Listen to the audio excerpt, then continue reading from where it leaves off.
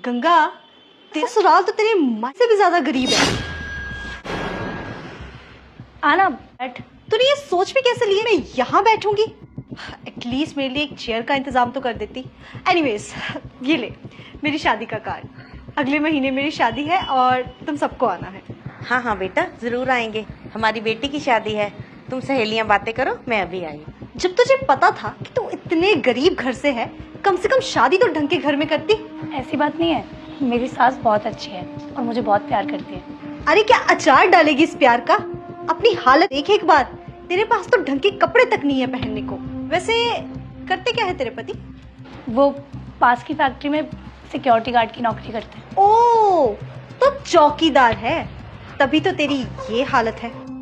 मेरी बात मान, तू उसे डिवोर्स दे दे। मैं तेरे लिए इससे भी लड़का ढूंढूंगी। वहां तो एटलीस्ट अच्छी लाइफ तो जी पाएगी जो तू डिजर्व करती है। कम से कम इस काल कोठरी में तो नहीं रहना पड़ेगा ना तुझे। नो थैंक्स, मैं टैप वाटर नहीं पीती। गंगा, जरा अपना घर तो दिखा। बस यही है जो है।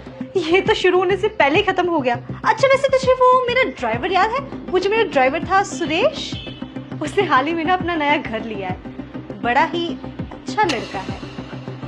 माँ जी, कॉलेज में हम दोनों काफी अच्छे दोस्त थे। शादी के बाद आज मिलना हुआ है बड़े सालों बाद। बेटा, दोस्ती तो वही होती है जो हमेशा एक जैसी रहे। अच्छा, ये सब तो ठीक है। मैं अगले हफ्ते टेलर को भेज दूंगी। आप सब अपनी मेजरमेंट्स दे देना। टेलर क्यों बेटा? 5 स्टार होटल में बुकिंग है। ऐसे कपड़ों में एंट्री नहीं मिलने वाली वहाँ पे। और वैसे भी तुम्हें तो मेरे पापा के बारे में पता ही है। शहर के अमीर और रेपुटेटेड लोगों के साथ ना उनका उठना बैठना है, और ऐसे में तुम ऐसे कपड़ों में आओगे तो। आगे जी, आप इससे मिलिए।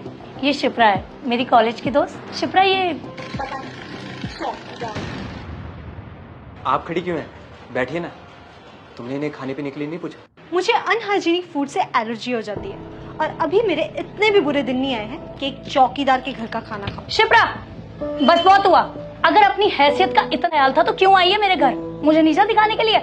मुझे पहले ही समझ जाना चाहिए था कि तू क्यों आई है यहाँ। मुझे था कि इतने साल निकल गए तो सुधर गई होगी, तुझमें तेरे बाप के पैसों का घमंड चला गया होगा। लेकिन नहीं, कुछ लोगों में पैसों का इतना घमंड होता है कि वो इंसान को इंसान ही नहीं समझते। तो इस चौकीदार के लिए मुझे इतना कुछ सुना रही है? अभी भी तेरे पास टाइम है गंगा। इस गरीबी से और इस गंद से निकल जा, वरना सारी उम्र गरीब लोगों के साथ सड़ती रहेगी। ये मेरे पति हैं और ये मेरी माँ। अगर तूने अब एक और शब्द भी इनके बारे में गलत बोला ना तो मुझसे बुरा कोई नहीं होगा। बहू, घर आए मेहमान से इस तरह बात नहीं करते। माँ जी, मुझे माफ करना, लेकिन इसने मेरे लिए और कोई चारा ही नहीं छोड़ा। मैं जैसी भी हूँ, जिस हाल में हूँ, खुश हूँ। किसी को मेरी निजी जिंदगी में दखल देने का कोई हक नहीं है। तुम गरीब लोग ना बड़े ही इमोशनल होते हो, और पल्ले कुछ होता तो है नहीं, और अकड़ अपनी हैसियत से भी ज्यादा लेके घूमते हो। कम से कम हम एक दूसरे के साथ एक ही छत के नीचे तो रहते हैं। तेरी तरह बिखरा हुआ परिवार नहीं है मेरा। अच्छा ये बता, तूने अपनी शादी में आंटी और उनके दूसरे पति को तो इनवाइट किया होगा ना? How dare you!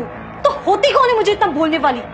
क्या हुआ, बुरा लग रहा है? अगर तुम किसी के बारे में बुरा बोलते हो तो खुद के बारे में सुनने की भी हिम्मत रखा करो। पैसा जरूरतें तो पूरी कर सकता है, लेकिन रिश्ते नहीं निभा सकता। हाँ, ये सब बातें सिर्फ बोलने में ही अच्छी लगती हैं। प्रैक्टिकल लाइफ में तो सब पैसों के पीछे ही भागते हैं। बेशुमार पैसा भी आपको खुशी नहीं दे सकता जो आपका परिवार आपको दे सकता है। मैं जानती हूँ अंकल आंटी के अलग होने के बाद तेरी जिंदगी में उसका क्या असर पड़ा होगा। मुझे क्या हुआ है? मैं खुश हूँ अपनी जिंदगी में। खुश होने में और दिखने में बहुत फर्क होता है। ये पैसा ही है जिसने तुम्हें इतना अंधा बना दिया है कि तुम्हें अच्छे और बुरे में फर्क दिखाई देना ही बंद हो गया है।